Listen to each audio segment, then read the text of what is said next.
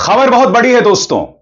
वक्फ का मामला supreme court के सामने था और आज सुप्रीम कोर्ट में भारतीय जनता पार्टी सरकार का अहंकार चकनाचूर हो गया। उन्हें सुप्रीम कोर्ट को यह आश्वासन देना पड़ा कि वक्फ बोर्ड में किसी भी गैर मुसलमान की नियुक्ति नहीं होगी और बात वहां नहीं रुकती। यह भी कहा गया कि केंद्र सरकार द्वारा नियुक्त कोई नौकरशाह, कोई कलेक्टर अपनी मनमानी नहीं कर पाएगा। कांग्रेस कह रही है सत्यमेव जयते। कांग्रेस यह भी कह रही है कि इस मामले को एक समुदाय से जोड़कर ना देखा जाए क्योंकि यह महज शुरुआत है।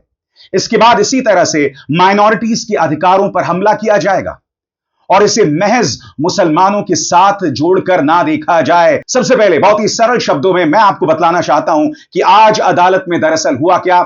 आपके स्क्रीन पर अपने अंतरिम आदेश में सुप्रीम कोर्ट ने कहा, गैर मुस्लिम की वक्फ बोर्ड में नियुक्ति पर अगली सुनवाई तक रोक। दूसरी बात, पुरानी वक्फ जमीनों पर कार्रवाई पर भी फिलहाल अंतरिम रोक। और सबसे अहम बात, कलेक्टर के दखल पर भी रोक लगी रहेगी। और यह अपने आप में बहुत अहम हो जाता है दोस्तों। आज जब यह सवाल पार्टी के सांसद और नेता संबित पात्रा से पूछा गया तो उनकी बोलती बंद हो गई दोस्तों। मैं चाहूंगा आप सुने। जब अदालत के आज फैसले पर संबित पात्रा से पूछा गया तो संबित के क्या तेवर थे। उस पर नो कमेंट। कोर्ट केस में कोर्ट है, स्वाभाविक रूप से वो विषय कोर्ट में है, कोर्ट उस विषय को सुन रही है। मैं यहां बैठ करके उस पर टिप्पणी करूं यह उचित नहीं होगा। दूसरी तरफ कांग्रेस के माइनॉरिटी सेल के प्रमुख इमरान प्रताप गढ़ी ने कहा कि इसे महज मुसलमानों के साथ जोड़कर ना देखा जाए। इस सरकार का मकसद है माइनॉरिटीज के अधिकारों पर कब्जा करना, उसे रौंदना और उसके जरिए समाज के अंदर वैमनस्य और नफरत फैलाना। सुनिए इमरान प्रताप गढ़ी ने क्या कहा। आपने जिस मजबूती के साथ आज पक्ष रखा माननीय उच्चतम न्यायालय में, उसके लिए मैं आपका आभार व्यक्त करता हूं। मैं एक याचिकाकर्ता भी रहा हूं इस मामले में। तो आज माननीय उच्चतम न्यायालय का जो अंतरिम राहत का आदेश है उस पर मैं माननीय उच्चतम न्यायालय का शुक्रिया भी अदा करता हूं और राहत की सांस भी लेता हूं कि वक्फ कानूनों में जो संविधान विरोधी संशोधन किए गए थे उस पर आज माननीय उच्चतम न्यायालय ने कई सारे बिंदु हैं जिस पर रोक लगाई है अगले आदेश तक।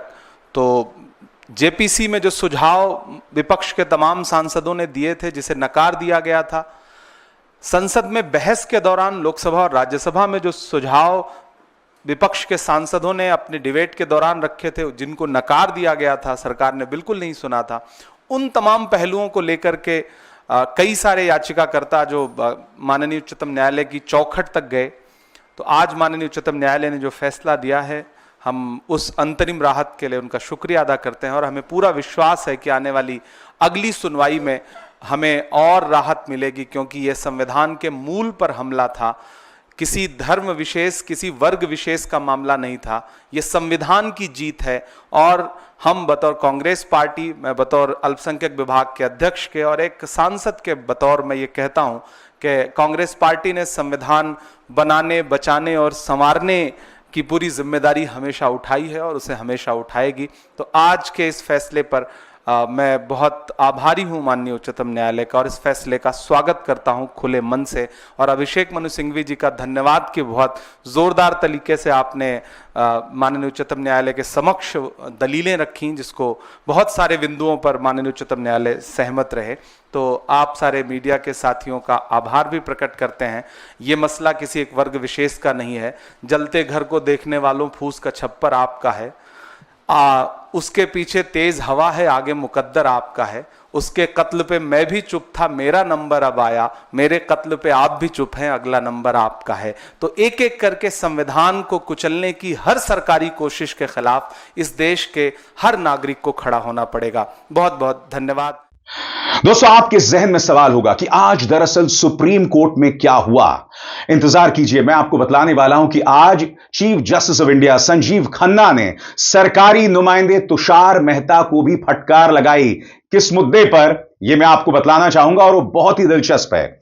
आपके स्क्रीन पर वक्फ एक्ट पर सुप्रीम कोर्ट ने आदेश दिया है कि अगले आदेश तक वक्फ के स्टेटस में कोई बदलाव नहीं होगा। साथ ही चीफ जस्टिस ऑफ इंडिया ने आदेश में कहा, अगली सुनवाई से केवल 5 रिट याचिकाकर्ता ही न्यायालय में उपस्थित होंगे। अदालत ने साफ कहा कि सभी पक्ष आपस में तय करें कि उनकी 5 आपत्तियां क्या हैं। इससे पहले शीर्ष अदालत ने वक्फ कानून पर केंद्र सरकार को 7 दिन की मोहलत दी।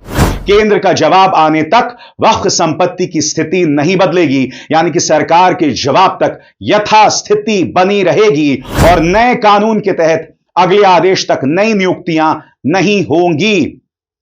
सबसे बड़ी बात दोस्तों, आज अदालत में केंद्र सरकार के नुमाइंदे तुषार मेहता को चीफ जस्टिस ऑफ इंडिया ने जबरदस्त फटकार लगाई। उनसे पूछा कि वो जो पुरानी मस्जिदें हैं 12वीं सदी की, 13वीं सदी की, उसकी सेल डीड यानी कि बिक्री को लेकर समझौता कहां से कोई लाएगा। सुनिए क्या हुआ आपकी स्क्रीन पर। सीजेआई संजीव खन्ना की सरकार को फटकार। वक्फ बाय यूजर के प्रावधान को हटाने पर सवाल करते हुए सीजेआई ने सॉलिसिटर जनरल से पूछा कि अंग्रेजी शासन काल से पहले वक्फ रजिस्ट्रेशन की व्यवस्था नहीं थी। बहुत सारी मस्जिदें 13वीं, 14वीं और 15वीं शताब्दी की बनी हैं। आप चाहते हैं कि वो आपको सेल डीड दिखाएं, और अगर दिखाएंगे तो कहां से दिखाएंगे, इस सवाल का जवाब दिया जाए। मगर जाहिर सी बात है दोस्तों, इस सवाल का जवाब ना सरकारी नुमाइंदे के पास था, और जैसा कि आप आज प्रेस कॉन्फ्रेंस में देख चुके हैं, संबित पात्रा की भी बोलती बंद हो गई थी। वक्फ बिल का विरोध करने वाले 3 वकील जो हैं वो सामने उभर कर आते हैं। कपिल सिब्बल, राजीव धवन और अभिषेक मनु सिंघवी। और इमरान प्रताप गढ़ी के साथ अभिषेक मनु सिंघवी ने भी प्रेस कॉन्फ्रेंस किया और उन्होंने भी कहा कि ये लड़ाई सिर्फ मुसलमानों की नहीं है, ये लड़ाई है इस देश के संविधान को बचाने की। सुनिए क्या कह रहे हैं अभिषेक मनु सिंघवी। ये सिर्फ मामले को मुसलमान या अल्पसंख्यक की नज़र से देखना सही नहीं होगा। ये मामला निश्चित रूप से उनके संबंध का है, लेकिन ये संविधान की आत्मा का सवाल है सर्वोपरि रूप से। अगर आज एक समुदाय के धार्मिक संस्थानों पर कब्जा हो सकता है, तो कल हर अल्पसंख्यक संस्था खतरे में होगी। ये विधेयक संविधान की बराबरी की भावना को पर आक्रमण करता है, और ये धार्मिक स्वतंत्रता को सरकारी मंजूरी से जोड़ने की कोशिश करता है। आपकी संवैधानिक स्वतंत्रता, आपकी धार्मिक स्वतंत्रता मेरी प्रशासनिक या सरकारी मजबूरी पर निर्भर है। अगर हम आज नहीं बोलेंगे तो कल बोलने का हक शायद हम सबसे भी छिन जाएगा। और ये लड़ाई केवल एक कानून की नहीं, एक सोच के विरुद्ध है। अधिकारों को रियायत और पहचान को शक समझती है। ये हमारा मूल इस पे विरोध है। बड़ा सवाल ये कि क्या ये भारतीय जनता पार्टी की हार है? इस पर क्या कहा अभिषेक मनु सिंघवी ने कुछ देर बाद। मगर सबसे पहले दोस्तों, आप सबसे मेरी अपील, आप तक मेरे कार्यक्रम नोटिफिकेशन के जरिए पहुंचते हैं, मोबाइल पर नोटिफिकेशन। सिर्फ इसका इंतजार मत कीजिए, मेरे चैनल पर जाइए, मेरे कार्यक्रमों को खंगालिए। मैं एक दिन में कम से कम 3 कार्यक्रम करता हूं। रहिए अपडेटेड, और हां, मेरे हाथ मजबूत कीजिए, मेरा चैनल ज्वाइन कीजिए। स्वतंत्र और आजाद पत्रकारिता का समर्थन कीजिए, सच में मेरा साथी बनिए। बहुत आसान है दोस्तों, इस ज्वाइन बटन को दबाइए और आपके सामने आएंगे ये 3 विकल्प, इनमें से एक चुनिए और सच के इस सफर में मेरा साथी बनिए। तो जैसे मैंने कहा दोस्तों, आज सुप्रीम कोर्ट में भारतीय जनता पार्टी सरकार का अहंकार चकनाचूर हो गया। उन्हें आश्वासन देना पड़ा, क्योंकि याद कीजिएगा दोस्तों, संसद में बहस के दौरान विपक्ष की जो पूरी राय थी उसे बुलडोज कर दिया गया। इस मामले में जेपीसी गठित हुई। विपक्ष ने क्या आरोप लगाया कि विपक्ष ने अपनी तरफ से जितने भी सुझाव दिए, एक भी सुझाव नहीं माना गया। सही कहा आपने, एक भी सुझाव नहीं माना गया, क्योंकि मकसद था इस मुद्दे पर राजनीति करना और इसके अलावा कुछ नहीं। मगर आज सामने सुप्रीम कोर्ट थी, और मैं आपको बतलाना चाहता हूं कि सुप्रीम कोर्ट के सामने भाजपा के तेवर या सरकार के तेवर किस तरह से गुम थे। गौर कीजिए, सुनवाई के दौरान सॉलिसिटर जनरल मेहता ने कहा कि प्रतिवादी 7 दिनों के भीतर एक संक्षिप्त जवाब दाखिल करना चाहते हैं और आश्वासन दिया कि अगली तारीख तक 2025 अधिनियम के तहत बोर्ड और परिषदों में कोई नियुक्ति नहीं होगी। उन्होंने यह भी आश्वासन दिया कि अधिसूचना या राजपत्रित द्वारा पहले से घोषित यूजर्स द्वारा वक्फ सहित वक्फों की स्थिति में कोई बदलाव नहीं किया जाएगा। जवाब 7 दिनों के भीतर दाखिल किया जाना चाहिए। आज यही सवाल अभिषेक मनु सिंघवी से पूछा गया कि क्या आप इसे अपनी बड़ी जीत मानते हैं? तो सुनिए अभिषेक मनु सिंघवी ने क्या कहा। जीत है या सरकार की हार है? देखिए, मैं इन मामलों में बहुत कुछ कह सकता हूं, लेकिन आप देखेंगे कि मेरे शब्द बहुत सीमित हैं, बहुत नियंत्रित हैं और बहुत अनुशासन से भरे हुए हैं। हमारी जीत और उनकी हार की बात नहीं है। जो आदेश है, आंतरिक आदेश उच्चतम न्यायालय का, मैं आपके सामने रख दिया। 3 बिंदुओं का आदेश है। हमारे बिंदु 3-4 और हैं, उन पे निर्णय अभी नहीं दिया गया है, उसमें आंतरिक आदेश नहीं हुआ है। निश्चित रूप से जो यथास्थिति कानून के पहले दिन थी, एक दिन पूर्व, वो इन 3 बिंदुओं पे उच्चतम न्यायालय ने पुनर्स्थापित की है, तो वो बहुत अच्छी बात है, हम उसका स्वागत कर रहे हैं। नॉर्मली मैं समझता हूँ कि उस चीज़ का स्वागत नहीं किया जाता है जिसमें हम हार गए हों या तकलीफ हो जिससे हमें। मैं आपसे बार बार कह रहा हूं दोस्तों, वक्फ बिल का मकसद किसी भी कीमत पर भ्रष्टाचार पर अंकुश लगाना नहीं है, या जो धार्मिक उलेमा हैं उनकी ज्यादती पर अंकुश लगाना नहीं है।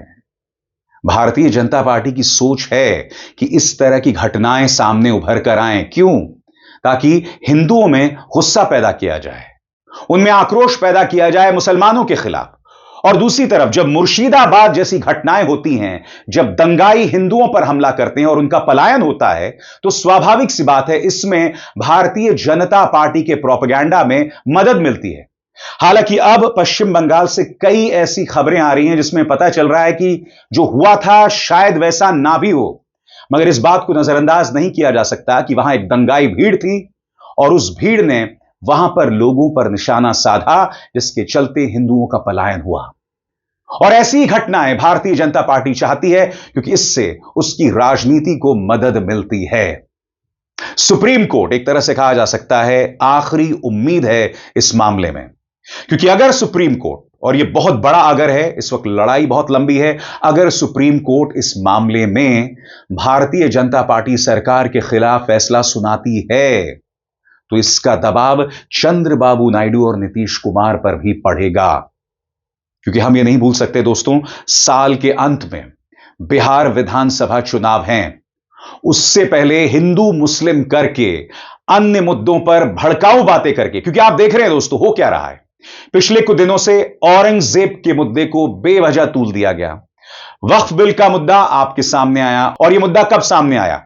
जब कांग्रेस गुजरात में अपनी ताकत खोज रही थी। समानांतर तौर पर ईडी, प्रवर्तन निदेशालय, नेशनल हेरल्ड केस में राहुल गांधी और सोनिया गांधी के खिलाफ जो है वो चार्जशीट दाखिल कर देती है। वो मामला जो एक अरसे से खामोश था, रॉबर्ट वाड्रा, गांधी परिवार के दामाद पर दबिश डालनी शुरू हो जाती है। आज तीसरा दिन था जब उनसे पूछताछ की जा रही थी। और इसके अलावा यह ना भूलें कि राजस्थान के अंदर कांग्रेस के नेता खाचरिया आवास पर रेड मारी जाती है, यानी कि एक माहौल बनाया जा रहा है। और नतीजा आप भी जानते हैं, मकसद है कि असली मुद्दों से ध्यान भटकाया जाए। मगर हम आप तक असली तस्वीर पेश करेंगे, पर्दे के पीछे की जो राजनीति है वो आपके सामने लाएंगे, उसके डीएनए को हम खंगालेंगे। अभिसार शर्मा को दीजिए इजाजत। नमस्कार।